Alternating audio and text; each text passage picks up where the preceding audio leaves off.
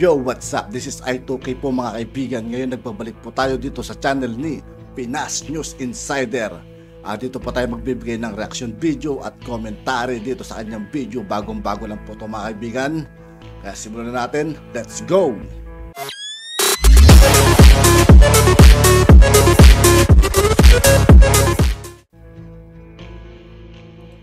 Ito ang balita ngayon. Trending ngayon sa mundo ng social media.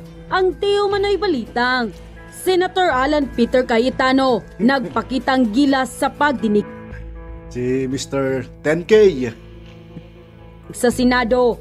Ngunit hindi nakaligtas sa mata ng mapanuring mga tao. Ito ang mainit na balitang pinutakti ngayon ng samut-saring komento mula sa marami sa ating mga kababayan. At marami nga sa kanila ngayon ang hindi napigilan ang kanilang sarili na maglabas ng kani-kanilang hinaing at komento sa mundo ng social Talagang dudumugin si dito si 10K media. Pero bago ang lahat, kung bago pa lamang kayo sa channel na ito, ay huwag kalimutang i-click ang subscribe at notification. Yes mga kaibigan, huwag natin kalimutan mag-subscribe kay Pinas News Insider. At huwag nyo rin kalimutan mag-subscribe sa aking channel para lagi kayong update sa mga nilalabas yung video. Yeah! Notification bell para mas maging updated pa kayo lalo sa lahat pa ng bagong videos na i-upload namin. Yeah. At yun na nga mga kababayan, dahil sa kaipalan di umano ni Senator Alan Kaipalan 10K 10K Peter Cayetano, hindi nga ito nakaligtas sa mata ng mapanuring tao. At pinalahanan pa siya sa kanyang ipinangakong 10,000 piso. Matapos di umano nitong makisawsaw sa issue ng mga OFW na binuksan ni Senator Raffy Tulfo sa pagdinig sa Senado. Kamakailan nga ay tinalagang chairman ng Committee on Migrant Workers ang panibagong senador na si Raffy Tulfo. At matapang ang kanyang naging mga hakbang para maprotektahan ang ating mga kababayang OFW.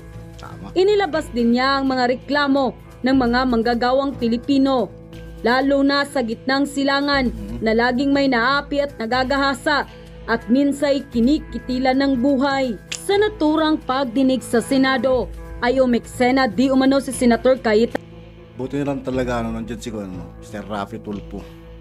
Talagang trabahong pang Senado talagang ginagawa niya. Almost ilang buwan pa lang sila guys, pero napakarami na nilang nagagawa. Kahit nung di pa siya Senado guys, di ba? Napakabait na lang ng tao to, matulungin sa kapwa.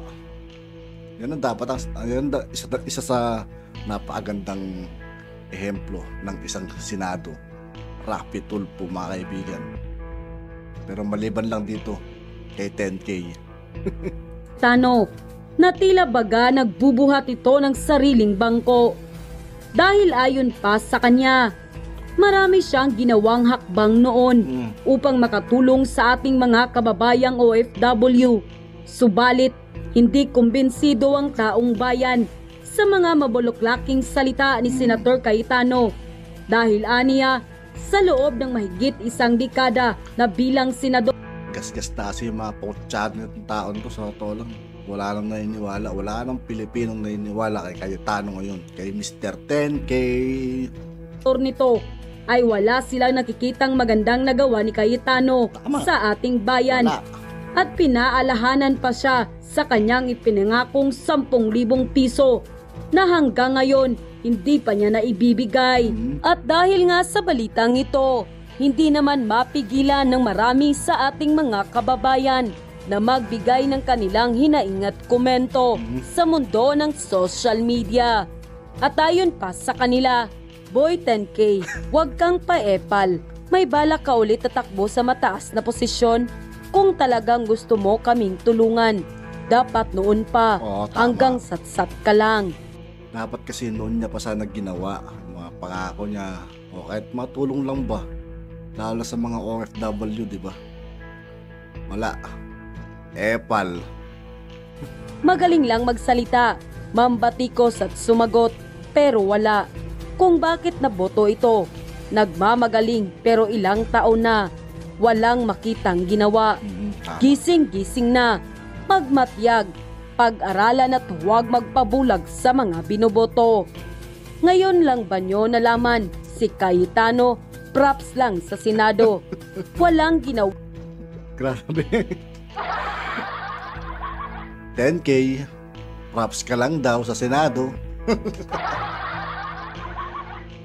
Kundi maghanap ng pagkakamali ng kasamahan. Hmm? Nawala na si Trililing. May pumalit si 10K. 10K. Mr. 10K, asa na yung pangako mo? Ang tagal mong naglingkod. Wala ka namang nagawang mabuti para sa bayan. Ang taas pa naman ang pangarap mo. Mahiya ka ng pumwesto na walang ginawang mabuti para sa bayan. Ang tagal na ni Cayetano sa pagkasenador at naging congressman at walang nagawa para sa ating kababayan na naninibihan abroad. Palagi lang lip service ang na-accomplish sa laki ng sweldo niya. Wala talaga. Masasabon talaga si Mr. 10K. By the way, nasa Wala na siyang magagawa. na si 10K, Mr. Cayetano. End quote. Alam nyo, ito si Cayetano. Ngayon Ito na, makikinig tayo dito guys. Napakaganda ng mga sinasabi nito ni Kuya. Ang tingin nyo kasi sa mga Pilipino, sa bagay, ganun talaga politiko no? Oo. Tinitignan ko po yung paraan ng pag-deliver niya nung pinapangako niya yung 10K. Binalikan ko lang yung mga balita, no? Ganun din naman ang sinabi niya na pinangako niya na magpo-propose siya ng 10K ayuda. 'Di ba? 10K ayuda bill. Tama. May pangalan yan Teka lang, tignan lang natin kung ano yung pangalan, no? 10,000 pag-asa during the pandemic. Okay. Ganda ng pangalan, 'di ba? At ito po ay hindi dinideny, no? Ito po ay laman ng plataforma ni Alan Peter Cayetano. Ngayon, alam ko po yun politiko yan At hindi po kayang magbigay ng ayuda ng isang senador, no? Kaya hindi ko naman binoto talaga yan. Alam niyo naman lahat kung sino yung binoto ko. Wala po akong binotong dating senador. Panay po bago. Natalo yung karamihan. Natalo si Gadon, natalo si Roque, natalo si Panay. Isa pa yun, sayang yun, no? Si Gadon. Solid din sana yun. Hello. Sigurado masasabon lahat ng mga tulad ni Cayetano. Maraming sasabunin yun sa Senado, tutusin. Dapat sa susunod na election, mapasok sana yun si Gadon. Sino pa bang mga natalong binoto ko? Si Belica, natalo. Kala ko nga mananalo na si Gadon, talo pa rin. Hindi ko nga maintindihan talaga Okay, dito na tayo kay Cayetano. Diba? Alam po natin, ang may kakayahan lang po na magbigay ng ayuda, kung ikaw tumatakbong presidente, pwede mong ipangako yun. Bakit? Pwede yun May pondo yung pamahalaan pero kung ikaw ay senador, in the first place, dapat hindi ka nangako na may kakayahan ka magbigay ng ayuda na 10K dahil senador ka. Ang ikaw, gumagawa ka lang ng batas. Kaya mahirap ipangako yung gagawa ka ng batas ng 10K ayuda. Lalo na sa ginawa ni Cayetano nung hindi pa sila nakakaupo, hindi pa nakakapanumpa, si Bongbong Marcos at siya. Okay, tignan po natin Basahin po natin ngayon yung sinasabi ni Cayetano. Sa mga nangbabas sa 10K ayuda, kung kaya ko lang silang bigyan ng tig sa 10,000, binigay ko na sa kanila. Pero sa katotohanan, ito'y isang legislative. Alam mo nang pala alangan bakit pinangako mo, Mr. 10K. Yun din ang pagkakamali mo Ang mali mo lang dyan, pinangakuan mo ang buong Pilipino. Ginamit mo lang para manalo ka. That's motherfucking wrong, man. Proposal. Naintindihan nyo na? Ano ang katotohanan? Lahat. Sino ba may ayaw ng 10K ayuda? Siyempre, lahat. 10K yan. Kahit ako, bibigyan ako ng ayuda. Bakit ko tatanggihan yan? Di ba? Sino may ayaw niyan? Alam nyo, binalikan ko yung mga yung nung nangangampanya pa si Cayetano. Pati kung saan kukunin na ipapaliwanag niya sa media Pag ikaw narinig mo yun, 10K pwede palang mamigay. Kasi naipaliwanag pa ni Cayetano Alam nyo kung saan kukunin yung 10K? Sabi ni Cayetano, kukunin yung 10K dito sa mga magtitipid yung bawat ahensya ng 5%. Ayun yung sinabi niya nung before tong eleksyon na to. May pagkukunan kasi ang question ng mga tao, totoo ba yan? Posible ba yan? 10K? Posible, sabi ni Cayetano, kasi kukunan mo ng 5% bawat ahensya. May sosobra pa raw na 50 billion. O edi ang ganda. 'Di ba? Maniniwala talaga yung tao. May proposal kang 10k million, 10k thousand bawat pamilya. Tapos may paliwanag Pagkatapos, alam mo pa kung saan kukunin. Ngayon, nung marami na nang hihingi sa kanya, napanood ko nga isang video. Dumadaan lang siya sa isang mall. Sinisigawan siya ng tao. Cayetano, saan yung 10k namin? Pinangako mo yan eh. Ang ganda pa ng paliwanag mo. May pagkukunan tayo ng pondo. Magtipid lang yung bawat ahensya ng 5% ng kanilang pondo. Makakalikom tayo ng mahigit pa sa 10k bawat pamilya. May susobra pang 50 billion. Syempre ikaw, oo nga no, mapapa-oo nga. At iboboto mo siya dahil doon, ang ganda ng paliwanag eh. O nabudol tayo lahat. Ngayon, ano na po ang paliwanag niya? Hindi po ako nagsabi nito siya, ha? Sa mga nangbabas sa akin, sa mga nangbabas sa 10k ayuda, kung kaya ko lang silang bigyan ng tig 10,000, binigay ko na sa kanila. Pero sa katotohanan, ito'y isang legislative proposal. Yun. No? Legislative proposal. Ibig sabihin, ipapasa niya yan, no? Dapat, meron din sa House na magpapasa, at dapat, yung gobyerno sa pamumuno ni Pangulong Bongbong Marcos para umusad dyan, kinakailangan pa yan aprobahan na yan ay yung priority bill. No, dapat masalang pa yan as priority bill. Paano masasalang na priority bill yan? Hindi pa nakakaupo si BBM, binanata mo na yung 20 pesos kilogram na 20 pesos per kilo na bigas. Binas nyo na doon. Di ba? Tapos, hino-hostage mo yung majority. Sinasabi mo, kung hindi ibibigay sa'yo ang, Blue Ribbon Committee chairmanship, hindi ka magma-majority, magma-minority ka. O yun yung sinasabi ko. Paano mo maipapasa ngayon yung 10k ayuda? Kung yung mga pronouncement mo, kinalaban mo kagad si BBM, ikalawa mong announcement, tinostage mo yung Senado na susuporta sa bill mo. Paano ngayon masusuportahan yung bill na yan? Kaya yan, wala na po yan. Suntok sa na po yan. Tignan nyo yung pronouncement niya. Kung meron lang akong pera, binigyan ko na yung mga umaangal sa 10k. Wala nga yun. Asan yung pera? Billion ang pinag-uusapan natin. May scam tayo doon mga kaibigan. Yan, sa susunod na election, alam na natin gagawin natin kay Mr. 10k ha. Sa tingin nyo, sa banat niya sa 20 pesos per kilo na bigas, sa tingin ninyo, magmamakaawa siya kay BBM, kay Pangulong BBM, sabihin, mahal na Pangulo, i-certify nyo naman na urgent tong 10k ayuda. Hindi. Balak niya na nga maging opposition sa mga pronouncement niya Di ba? Yun yung sinasabi natin, no? Dapat yung mga bigay-bigay ng ayuda, sa mga presidentiables yan, pwede. Magagawa nila ng paraan yan Natatandaan ko si Pangulong Duterte. Sinasabi niya lang, Dominguez, hanapan mo ng pera to. Pwede po yun. Ang senador, hindi po pwedeng hanapan ko ng pera.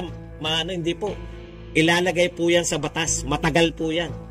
At karaniwan po, yun nga po yun Kaya ka nga nagmemembro ng majority para may chance na ma-priority yung mga bill mo. Pero katulad niyan, nagdadalawang isip siya kung magma-majority o magma-minority. Ayan po yun. Pero masakit po to. Tung binitawan niya na to. Na kung may pera lang siya, namigay na siya ng tig 10k. Sablay. Mr. 10k. Pero, eto sa totoo lang tinitignan ko kasi, in fairness kay Cayetano, wala naman siya sinabi sigurado Sigurado siya na maipapasa Sinabi niya, magpa-file siya ng bill.